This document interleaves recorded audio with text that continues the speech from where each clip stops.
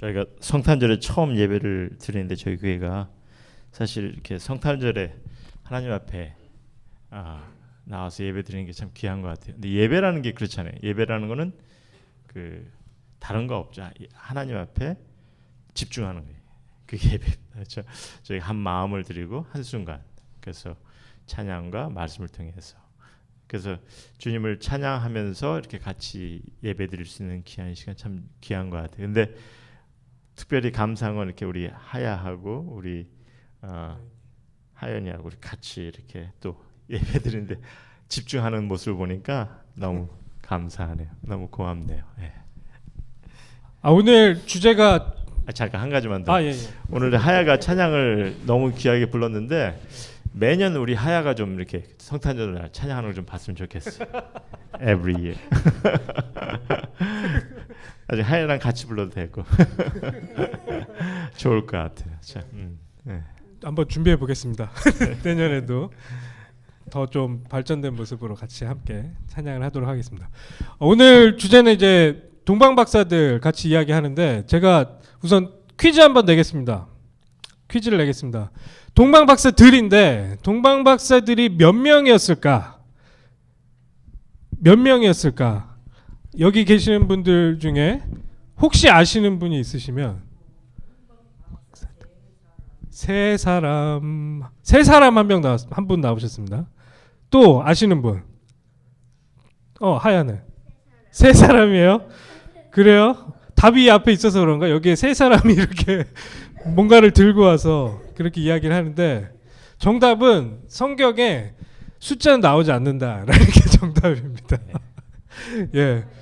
그러니까 이게 어떤 전통에 의해서 이렇게 저희들이 세 명으로 알고 있어요. 이게 이제 선물을 황금, 유황, 몰약 세 가지를 가져왔기 때문에 주로 이제 세 사람이라 생각했죠. 저 성경은 전혀 몇 사람이 왔는지를 얘기 안 하죠. 여러 명일 수도 있다라는 건가요? 그러면 두 명일 수도 있고. 근데 이게 지금 목사님께서 설명해 주신 대로 그 선물을 세 가지 갖고 오니까 하나씩 들고 온 거 아니냐 박사가. 그래서 이렇게 갖고 온 걸로 저희들이 좀 알고 있습니다. 그렇게 전통이 됐죠. 예, 오늘 좀 동방 박사들에 대해서 같이 좀 이야기를 나눠볼 건데 우선 요 본문의 좀 그 내용을 한번 우리 마태복음 2장 좀 보죠. 한번 같이 마태복음 2장 1절에서 12절 말씀. Matthew chapter 2 verse 1 to 12 한번 봅시다. 제가 그냥 간단하게 읽어드릴게요. 보니까 이제 헤롯 왕 때 예수님께서 유대 베들레헴에서 나심에 동방으로부터 박사들이 예루살렘에 이르러 말하되, 그러니까 이제 헤롯 왕한테 온 거죠. 동방 박사가 유대인의 왕으로 나시니가 어디 계시냐? 우리가 동방에서 그 별을 보고 그에게 경배하러 왔노라 하니 헤롯 왕과 온 예루살렘이 듣고 소동한지라. 그러니까 이제 어느 순간이 좀 지나는 모습을 볼 수가 있습니다. 동방에서 사람들이 오고 헤롯 왕한테 유대인의 왕이 어디서 났느냐 하니까 이제 모든 사람들이 그 소식을 듣고 소동하였다 이렇게 얘기합니다. 4절에 왕이 모든 대제사장들과 백성의 서기관들을 모아 그리스도가 어디서 나겠느냐 물으니 이르되 유대 베들레헴이 오니 이는 선지자로 이렇게 기록된 바 또 유대 땅 베들레헴아 너는 유대 고을 중에서 가장 작지 아니하도다. 내게서 한 다스린 자가 나와서 내 백성 이스라엘의 목자가 되리라 하였음이니이다. 그래서 이제 그 왕이 났다는 얘기를 듣고서 이 유대인들에게 서기관들에게 물었죠. 그랬더니 이제 그 성경에 있는 말씀을 예언하듯이 이제 설명합니다. 7절에 보니까 이에 헤롯이 가만히 박사들을 불러 별이 나타난 때를 자세히 묻고 베들레헴으로 보내며 이르되 가서 아기에 대하여 자세히 알아보고 찾거든 내게 구하여 나도 가서 그에게 경배하게 하라. 박사들이 왕의 말을 듣고 갈새 동방에서 보던 그 별이 문득 앞서 인도하여 가다가 아기 있는 곳 위에 머물러 서 있는지라. 그들이 별을 보고 매우 크게 기뻐하더라. 집에 들어가 아기와 그의 어머니 마리아가 함께 있는 것을 보고 엎드려 아기께 경배하고 보배합을 열어 황금과 유황과 몰약을 예물로 드리니 그들은 꿈에 헤롯에게로 돌아가지 말라 지시하심을 받아 다른 길로 고국에 돌아가니라. 예. 아주 간단한 스토리입니다. 예.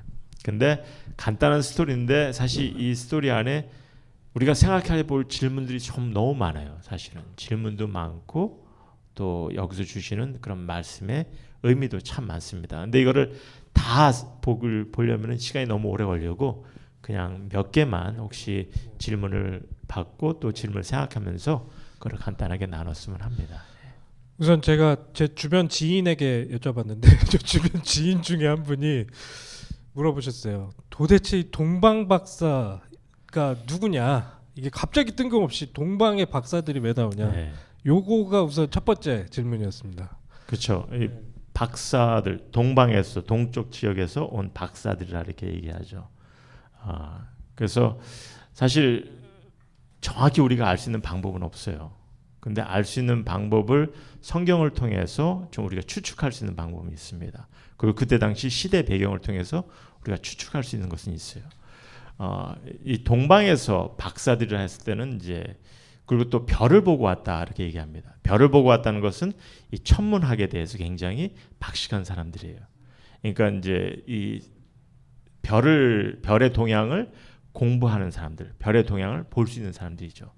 그래서 이런 사람들이 동방에서 왔다고 했을 때 우리가 추측할 수 있는 것은 페르시아 지역이죠. 그때 당시 페르시아 지역에는 벌써 천문학이 굉장히 수학학, 천문학이 굉장히 발전한 그런 시대입니다. 바벨론이 망하고 페르시아가 왕성했을 때 그때부터 굉장히 그 천문학이나 그런 기술이 발달한 지역이죠. 그래서 그 지역에서 온 것으로 생각합니다. 그럼 그 지역에 있는 사람들이 어떻게 예수님에 대해서 유대 왕에서 관심이 있었느냐? 우리가 알 수 있는 것은 성경을 통해서 보면은 바벨론 지역에 사실 이스라엘 백성들이 그때 포로로 가죠. 하나님께서 이스라엘 백성들을 바벨론으로 포로로 가게 합니다. 거기에서 이제 우리가 알고 있는 다니엘, 또 에스더, 뭐 이런 유명한 사람들이 거기서 나오죠. 그래서 그들을 통해서 하나님이 누구인 거를 그 유대인 그 바벨론 지역에 사실 이렇게 알게 합니다. 많은 사람들에게. 그래서 다니엘서 같은 경우는 이제 알메니언으로 이렇게 져져가지고 이거는 히브리 말로 지어진 것이 아니고 쓰여진 것이 아니고 그래서 그때 당시 그 지역 사람도 다니엘서를 읽을 수 있었다는 것을 우리가 추측할 수가 있어요.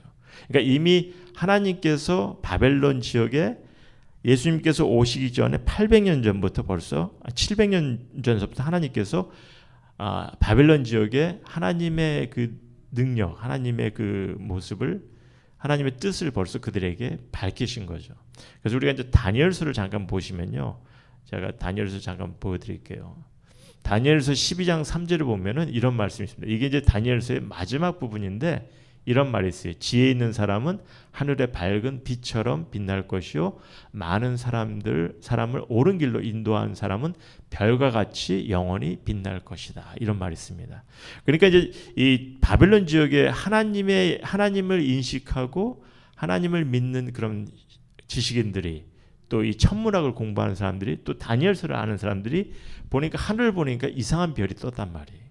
그러니까 이상한 별이 떴을 때 이 다니엘서를 아마 기억하지 않았나. 그래서 다니엘서를 통해서 그 별의 움직임을 따라서 그들이 동방에서 오지 않았나 이렇게 우리가 추측해 볼 수가 있는 거죠. 그래서 동방에서 하나님께서 이미 그 예언하신 그 말씀을 저들이 생각하고 별을 따라서 그러니까 그래서 이제 유대의 왕이 왔을 거라 추측하고 저들이 황금과 유황과 모략까지 이렇게 놀라운 선물을 준비해서 예수님께 왔다. 우리가 그것을 추측해 볼 수가 있습니다. 그러면 하나님께서 이 동방 박사들의 출현까지도 그 몇백 년 전부터 연출을 하셔서 그렇게 우리가 생각할 수가 있죠. 하나님께서 모든 것을 미리부터 이렇게 준비하시고 계획하시는 그 능력이 하나님이시기 때문에 벌써 그리고 우리가 이제 알 수 있는 건요. 하나님은 놀랍게도 이렇게 이 세상의 문명 지역에 가서 하나님께서 당신의 그 존재함을 드러내십니다. 그래서 우리가 예수님 당시 주위의 그 문명 국가들을 보면은 어느 문명 국가 있습니까? 이집트, 애굽이 있고 그 다음에 바벨론, 페르시아 지역이 있고 그 다음 문명 국가가 이제 그리스고 그 다음에 로마예요. 근데 이런 모든 지역들을 보면은 하나님께서 터치를 하세요. 당신의 존재를 알게 하신다는 거죠. 모세를 통해서 이 애굽에서 이집트에서 하나님의 존재를 알게 하셨고 바벨론 지역에서 또 다니엘이나 에스더를 통해서 하나님의 존재를 알게 하셨어요. 그리스를 통해서도 하나님의 존재를 알게 하셔서 사실 우리가 알고 있는 것은 벌써 구약 성경도 보면은 구약 성경이 헬라어로 기록됐지만 그것이 나중에 히브리어로 기록됐지만 나중에 그것이 헬라어로 그게 번역이 되죠. 근데 헬라어로 번역되는 것이 그리스의 문명을 통해서 번역이 됩니다. 그러니까 하나님께서 모든 그 세계적인 문명의 지역에서 하나님께서 당신의 존재함을 드러내셨어요. 알리셨어요. 그런 하나님이십니다. 그렇기 때문에 바벨론을 통해서도 벌써 이미 그 페르시안 지역을 통해서도 하나님께서 당신의 뜻을 밝히셨다는 거죠. 이미 계획하셨다는 거죠. 예. 어마어마하네요. 그 다들 히브리어, 헬라어 이런 언어가 언제 누가 썼고 이런 건 다 아시죠? 히브리어 같은 경우에는 옛날 유대인들이 썼던, 지금도 쓰고 있는 그 유대인들이 쓰고 있는 언어이기 때문에 구약은 히브리어로 이렇게 쓰여졌는데 이게 나중에 지금 말씀하신 대로 예수님 오시기 바로 직전에 알렉산더 대왕, 굉장히 우리 역사에서 많이 나오는 그 대왕이 시켜가지고 이거를 헬라어, 그러니까 그리스어로 번역을 합니다. 그래서 사람들이 그 지역에 이제 그리스어가 지금으로 치면 영어 같은 그 많은 지역의 사람들이 다 읽고 쓸 수 있는 그런 언어로 그게 번역이 되는 작업이 희한하게 그때 딱 일어나고, 그 많은 사람들이 그거를 통해서 성경을 접할 수 있게 되고, 그런 배경을 깔아놓으시고 예수님이 딱 오셨다. 그러니까 그런 것들이 지금 목사님 설명은 예전에 이집트나 바벨론이나 뭐 페르시아 뭐 이런 모든 문명 국가에 하나님의 손길이 계속 갔던 것들이 이렇게 연결이 되고 결국 그게 예수님을 통해서 어떻게 성취되는지도 보여주시고, 또 하나님은 그냥 이스라엘의 하나님이 아니라 우리 전체 하나님이다. 뭐 좀 이거를 좀 저희들이 놀람으로 그렇죠. 좀 받아들일 수 그래서 있는. 예수님께서 탄생하셨을 때 바벨론 지역을 통해서, 그러니까 동방에서 박사들이 왔다는 것은 벌써 예수님은 그냥 유대인의 왕뿐만 아니라 온 세계죠, 온 인류의 그리스도 왕이 오신 것을 우리에게 밝히기 위해서 또 이를 하나님께서 준비하셨고 뜻하셨고 그를 동방의 박사를 통해서 우리에게 보여주신 거죠. 혹시 여기서 지금 동방 박사들에 대해서 조금 더 궁금하시거나 뭐 아니면 지금 이런 상황 가운데 조금 궁금하신 그런 내용들이 있으신가요? 예, 없으시면 바로 넘어갑니다. 바로 넘어갑니다. 예, 지금 저희가 이 동방 박사들에 대해서 이야기를 들었는데 저는 좀 더 되게 놀랍거든요. 이것에 대해서 계속 생각하면 할수록 그냥 이게 갑자기 뜬금없이 진공 상태에서 딱 나온 게 아니고 하나님께서 몇백 년 전부터 그런 일들이 일어날 것에 대해서 예언하셨고 말씀하셨고, 또 그런 작업들이 정말 하나님을 통해서 이루어졌던 것들이 이 시기에 이렇게 또 예수님이 오신 그 시기에 그게 이렇게 성취가 되는 그런 내용들이 참 와 신기하다 이런 생각이 많이 드는데, 이 동방 박사들이 갖고 있는 그런 의미들에 대해서 이분들이 그런 분들이 그걸 알아보고 왔어요. 네. 예, 그 알아보고 오셨다. 그게 성경에 꼭 굳이 그렇게 기록된 게 그냥 이런 말씀이 성취된 거다 정도인지, 아니면 이게 뭐 조금 더 우리들한테 주는 그런 의미들이 있는지. 그러니까 아까도 얘기했지만은 네. 이 온 인류의 왕으로 오신 그리스도를 사실 어떻게 보면 상징적으로 이렇게 보여주시기 위한 거죠. 누가 같은 경우는 이제 천군 천사를 통해서 정말 하나님께서 온 인류의 왕이 오신 그리스도가 오신 그것을 그 기쁨을 표하셨는데, 마태복음 같은 경우는 이제 유대인들에게 말씀을 기록하면서 봐라, 너희들을 위한 그런 그리스도뿐만 아니라 이 온 인류를 위해서 오신 그리스도가 오심을 이 동방에 있는 박사들을 통해서 그들이 와서 그 경배하는 그 모습을 통해서 또한 알리신 거죠. 참 아이러니인 게 정작 이스라엘 사람들은 잘 알아보지도 못했던 그렇죠. 네. 상황을. 근데 그 부분을 이제 이 오늘 스토리를 통해서 우리에게 보여주시죠. 동방의 박사가 왔는데 그것을 서기관들, 유대인들은 비록 구약에 있는 말씀에 예언된 것을 읽고 정작 알면서도 그리스도가 태어났은 것을 인식하지 못하고 있다는 거의 다 것이죠. 외우던 그분들이 그렇죠. 네. 내용들을. 네. 그래서 그런 말씀들을 사실 그들의 입술을 통해서 그 예언이 성취된 것을 사실 고백하게 하거든요.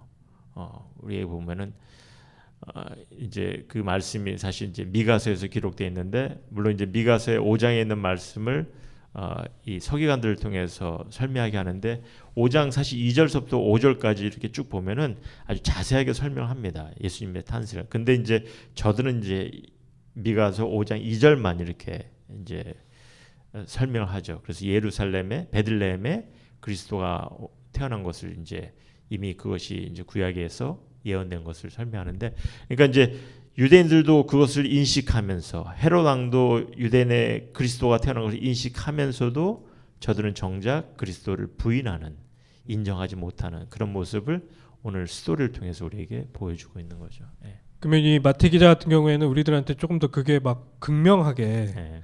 이게 드라마틱하게 정작 이스라엘 민족들은 이걸 반대하기도 하고 이것을 이해하지도 못했던, 부정하기도 부정하기도 하고 의심하기도 하고 또한 받아들이지 못하는 그런 모습들. 그런데 이방의 어떤 그런 박사들은 그거를 알고 심지어 선물까지 준비해서 그렇죠. 왔다. 그리고 심지어 선물뿐만 아니라 사실 동방 지역에서 오는 것은 거의 600마일 정도, 이라크 지역이면은 사실 600마일 정도거든요. 그러니까 600마일 정도를 지금 낙타를 타고서, 지금 같이 뭐 비행기를 타고 오는 것이 아니라 낙타를 타고서 온 긴 여정을 했다는 거죠. 그 긴 여정은 그냥 쉬운 여정이 아닙니다. 이분들은 확실한 뭔가가 예. 있다라는 거를 정확하게 알고 그것을 그쵸 보시고, 왜냐하면 하늘에 나타난 어떤 기이한 현상을 통해서 왔기 때문에 하늘의 어떤 믿음을 가졌고, 말씀에 대한 믿음을 가졌고, 또 그 오랜 긴 여정을 그 고생 가운데 생각해 보세요. 600마일을 걸어서 간다는 것은, 물론 낙타를 타고 가겠지만은 수많은 날을 여정을 해야 되거든요. 거의 한 달 정도를 여정을 해야 되는데 그 오랜 기간을 왔다는 거죠. 그러니까 굉장한 그런 그 할트가 있는 것을 우리가 볼 수가 있는 거죠. 정작 이게 좀 약간 다른 얘기일 수도 있는데, 저 같은 경우에 그런 생물학자들 중에도 그 우주 전체를 공부하는 그런 사람들도 있지만, 그 뭐 또 생물학자들도 그렇고, 그런 과학을 공부하다가 이거는 진짜 도저히 하나님이 없다라고 이야기할 수 없다, 그렇게 생각하고 크리스찬이 된 분들도 있거든요. 그 좀 어떻게 보면 이분들도 천체와 이런 것들을 자기 나름대로 그냥 공부를 하다가 그 하나님의 위대하심에 압도되고, 그렇죠. 아, 이분이 진짜 계시는구나라는 걸 깨달은 거네요. 근데 정작 성경을 들고 있는 이 이스라엘 민족들은 아예 아니라고. 그렇죠. 그래서 이제 이런 것을 통해서 우리에게 주는 레슨이라는 게 그런 것 같아요. 우리가 정작 하나님을 알고 있고 가까이 섬기고 또 예배드린다 하지만은 때로는 우리가 놓치는 것이 참 많지 않나 이렇게 봅니다. 신앙생활에서 정작 신앙의 모습을 갖고 있는다 하면서도, 믿음을 갖고 있는다 하면서도 우리가 놓치는 것을 많이 있지 않나. 그것을 우리가 스스로가 좀 생각해 볼 수 있는 그런 성탄이 됐으면 합니다. 예. 그러면 조금 더 이 동방 박사들 통해서 저희들이 이것의 의미가 우리들한테 좀 더 전달됐으면 좋겠다 하는 몇 가지를 좀 목사님께서 좀 정리해서 조금 더 이야기를 해주실 수 있나요? 그렇죠. 사실 우리가 성경에서 보면요, 이게 지금 헤롯 왕만 안 게 아니고, 인식한 게 아니고, 율법사들, 서기관들, 그뿐만 아니라 온 백성들도 지금 그리스도가 태어난 것을 인지했어요. 왜냐하면 지금 동방에서 이게 한두 사람이 온 게 아니거든요. 긴 여정을 한다는 것은 사실 큰 그룹이 왔을 거라 예상하는 거죠. 그리고 왕에게 인사를 드리기 위해서는 그때 당시 그냥 소수의 사람이 온 것이 아니라 어디를 대표하는 사람들이기 때문에 아마 그때 당시 아주 큰 많은 사람들이 같이, 그러니까 주위 사람들이 다 보고서 알 정도로 그런 사람들이 왔다는 거죠. 그러니까 이 사람들이 왜 왔지? 이곳에 왜 무슨 이유 때문에 왔겠지? 그 충분히 질문할 수 있는 거고, 또 이 사람들이 들었을 거예요. 유대인의 왕이 태어났다는 것을 이 사람들이 경배하기 위해서 왔다. 이런 것을 온 백성들이 알았다는 거죠. 그러니까 그 많은 사람들이, 유대인들이 알고 그것을 인식하면서도 정작 예수님 앞에 나와서 예수님 앞에 그 선물을, 귀한 선물을 드린 자들은 결국 동방 박사들밖에 없었다는 거죠. 그리고 목자. 그러니까 이제 예수님께서 태어난 그런 상황 속에서 너무나 유대인들은 메시아를 기다리면서도, 그리스도를 기다리면서도 정작 그가 이 땅에 태어났을 때는 아무도 그를 인식하지 못했다는 그 모습을 성경 우리에게 보여주고 있습니다. 이 동방 박사들이 먼저 이해를 했다라는 거를 맨 처음 딱 기록을 하는 것 자체가 그 당시 사람들한테는 되게 충격이었을 것 같아요. 저 같은 경우에. 그러니까 이 사람들은 이 민족은 하나님의 민족이다라고 본인들을 생각하고 있었고, 자기네들은 성경을 쥐고 있고 하나님과 굉장히 밀접한 관계라고 생각을 했고, 진짜 하나님께서 하시는 모든 일에 대해서 자기들이 수혜를 가장 먼저 받을 거라고 생각을 하고 있던 사람들인데, 이 사람들이 못 알아보는 거, 그거를 지금 폭로하고 있는 거죠. 어떻게 보면 지금 이 성경을 통해서. 그러면서 진짜 전 우주와 전 세계의 하나님이신 우리 하나님께서 지금 이 땅에 오셨고, 그걸 알아본 이 동방 박사들. 아, 참, 저는 지금 이 현대에 저희가 살고 있는 지금 이 21세기 안에서도 좀 생각이 굉장히 많아지는 것 같아요. 네. 이거를 계속 묵상하고 생각하면 할수록 생각이 굉장히 많아지고, 어떻게 보면 저희 한국 같은 경우에 이 미국 문화에서 이런 크리스찬이티나 아니면 뭐 크리스마스 문화 이런 것들이 굉장히 많이 저희들한테 전달이 됐고, 저희들이 그래서 그거를 막 셀러브레이트하고 하는 그런 것들이 많아졌는데, 21세기 와서 지금 미국 문화를 보니까 여기서 어떻게 해서든 예수님을 지우려고 막 노력하는 그런 문화가 되게 마음이 아프더라고요. 여기에서 시작돼서 많은 전 세계 사람들이 헐리우드 영화나 뭐 이런 것들을 통해서 아, 크리스마스 이런 거구나 라고 막 깨닫고 좋아하고 전 세계가 이제 다 축제 분위기로 들어갔는데, 정작 그걸 시작했었던 미국은 메리 크리스마스라고 하지 말자고 얘기를 하고, 아, 지금 뭐 한우카도 있고 다른 것도 있고 다 있는데 왜 그렇게 예수님만 얘기하냐, 그렇게 하는 그런 문화들이 참 씁쓸하기도 하고 참 마음이 아프기도 하고. 그러니까 그때 당시 예수님이 온 것을 그들이 보지 못하고 놓친 그 모습들이 지금 21세기 우리가 사는 많은 기독교인들도, 특히 이제 크리스찬 국가라는 그런 나라에서도 지금 사실 놓치고 있는 그런 부분들이 안타까운 거죠. 그리고 사실 동방 박사의 출현은 과학도에게도 사실 도전이 되는 말씀입니다. 과학도에게, 그렇죠? 과학을, 이 사이언스를 연구하는 사람들에게도, 그렇죠? 혹시 하야는 이 별을 쫓아온다는 것이 이해가 돼요? 이해가 안 되죠. 어? 사람이 별을 따라서 간다는 것 자체가 사실 많은 사람들이 그걸 이해가 안 돼요. 별을 따라간다? 여러분들 어떻게 이해를 하십니까? 별을 따라가는 게 어떻게 꼭 쉬워 보이세요? 어떻게? 이게 그냥, 아니면 그냥 꼭 뭐 어떤 매지컬한 그런 별을 따라하는 거에 대해서 어떻게 생각하십니까? 혹시 이해가 되세요? 꼭 그 미티컬한 스토리 같은지. 사실 신화라고 보는 사람들이 많이 있죠, 어떻게 보면. 이 부분을요? 예. 근데 당시에는 뭐 지금처럼 GPS나 이런 게 없기 때문에. 그렇죠. 예. 그래서 이제 별을 따라가야 된다는데, 최첨단 과학 아닌가요? 그렇죠. 별을 따라간다는 것은 최첨단 과학이에요, 사실은. 예. 그리고 별을 따라간다는 것은요, 기이한 별을 따라가는 것은 그건 어려운 게 아닙니다. 천체를 공부한 사람들은 이 별의 위치는 늘 정확해요. 항상 움직이질 않아요. 그렇죠? 별의 위치는 늘 있는데, 근데 기이한 별이 나타나서 이게 움직이기 시작했단 말이에요. 근데 움직이기 시작하는 것을 쫓아가는 것은, 그것은 그렇게 어려운 게 아닙니다.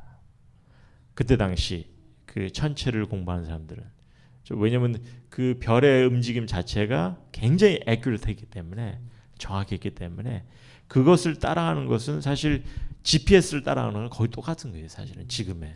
예. 그래서 그 별의 모습을 조금씩 그 사람들이 별의 위치를 정확히 계산하는 사람들이기 때문에 별의 위치를 움직이는 것을 그들이 그 계산했을 때, 여기서부터 여기까지 움직일 수 있구나, 이것을 충분히 그들은 계산할 수 있는 사람이라는 거죠. 이게 사실 어려운 게 아니었어요. 그래서 기이한 별을 움직인다는 것은 사실 굉장히 과학적으로도 보면은 아주 너무나 놀라운 그런 일들을 우리에게 보여주신 거죠. 굉장히 또 그렇게 찾아보니까 네. 어떻게 보면 지금 그때 당시에는 이동하거나 멀리 이동하거나 또 이제 항해술이나 뭐 이런 것들에서 굉장히 중요한 부분이 우리가 어떻게 정확하게 그곳으로 그 가느냐 위치를 볼 수 있는 방법은 그런 능력이 네. 있는 사람은 박사라고 이야기할 수 그렇죠. 있는 네. 그런 사람들이고 이 사람들은 거기에 이제 능통했었고 네. 그게 이제 이 사람들의 전문이었는데 그렇게 그것들을 쳐다보다 보니 하나님께서 수놓아 놓은 그런 많은 그 하나님의 지문 중에 이제 굉장히 특이했던 그 부분이 발견됐고 네. 그걸 통해서 이분들은 예수님의 존재에 대해서 다가가게 됐고 그렇죠. 알게 네. 된 거네요. 지금의 GPS나 거의 다르지는 않죠. 네, 사실 별을 쫓아간다는 것은. 참 여러모로 도전이 되고 네. 여러모로 좀 새로운 뷰가 생기는 뭐 혹시 뭐 좀 더 특이한 그런 뭐 특이한 거 시간이 없으니까 동방 박사에 대해서 혹시 뭐 질문이 있으면 뭐 질문을 받든지 아니면은 네. 네, 오늘 여기까지 하죠. 네. 좀 저는 좀 되게 유익하고 재밌는 시간인데 여러분들 어떠신가요? 지금 이 동방 박사들이라는 거 하나만으로도 저희는 그냥 성경에서 나왔었고 그냥 항상 우리가 봐왔었던 이런 모형들 통해서 아니면 그림을 통해서 이렇게 항상 생각했었던 부분이라서 이걸 가지고 깊이 있게 생각해 본다 이런 것들을 많이 안 해봤던 것 같아요. 근데 오늘 좀 본문을 통해서 이 기자 지금 성경을 쓰고 있는 이 사람이 동방 박사를 출연시킨 게 뭘까라고 조금만 고민해봐도 와 이게 이런 내용들이 뒤에 숨어져 있을 수 있구나. 그리고 지금 우리에게 이런 울림이 있구나라는 것들을 오늘 좀 저는 새롭게 또 발견한 것 같습니다. 그리고 이제 한 가지 이제 마지막으로 말씀드린다면 이 동방박사 가져오는 그 예물이 황금과 유황과 모략이잖아요. 예, 그거. 근데 그 부분을 약간, 가지고 예. 많은 사람들이 무슨 뭐 어떤 의미를 이렇게 찾으려고 하는데 사실 그거는 이제 어떤 의미를 찾는 것보다 그거는 조금 이제 인간의 생각이고. 예, 막 삼위일체 뭐 별걸 다 찾던데.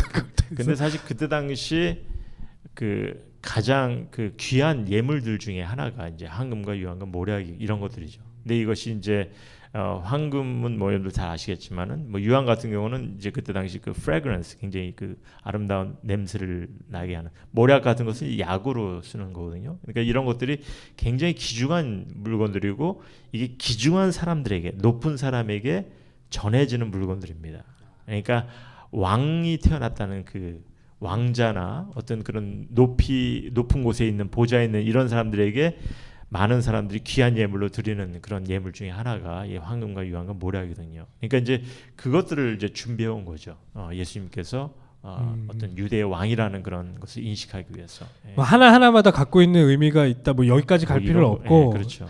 진짜 귀중한 사람한테 주려는 것들을 준비해 왔다. 그렇죠. 이분은 진짜 왕이었다. 이분들 그렇게 생각하고 그 먼 길을 그걸 준비해서 갖고 왔었다. 그러니까 이제 왕에게 준비하기 위한 왕에게 드리기 위한 어떤 그런 선물들 그 가치를 그들이 인식하고 그걸 알았다. 예. 저희들도 그거를 좀 알고 정말 예수님의 탄생에 대해서 그렇게 가슴으로 알고 가슴으로 그걸 받아들이는 그런 저희가 됐으면 좋겠네요. 혹시 또 질문 있으신가요? 질문이 없으시면 혹시 질문 있으세요? 동방 박사들에 대해서 뭐 더 알고 싶은데요? 없으시죠? 오늘 하야니까 너무 그냥 집중하고 예배 보는. 예. 없으시면 오늘 좀 마무리를 할 텐데요. 오늘 크리스마스 때 동방 박사들에 대해서 같이 이야기를 나눈 것을 여기서 끝내지 마시고 또 한번 생각해 보셨으면 좋겠어요. 각자 한 분 한 분들이 본문을 한번 또 읽어보시면서 지금 나한테는 이 사람들이 이렇게 예수님을 알아봤다라는 게 어떤 의미일까? 나는 정말로 이 예수님의 탄생에 대해서 이런 감격으로 알아보고 있는가? 하물며 이런 동방 박사들도 과학을 했던 이 사람들도 이렇게 알아봤는 이 예수님을 지금 그 예수님의 사랑을 흠뻑 받고 있는 우리들은 어떻게 취급하고 있는가? 어떻게 생각하고 있는가? 좀 한번 고민해 보시고 하는 시간이 됐으면 좋겠습니다. 예. 목사님 기도해 주시고 그럴까요? 예.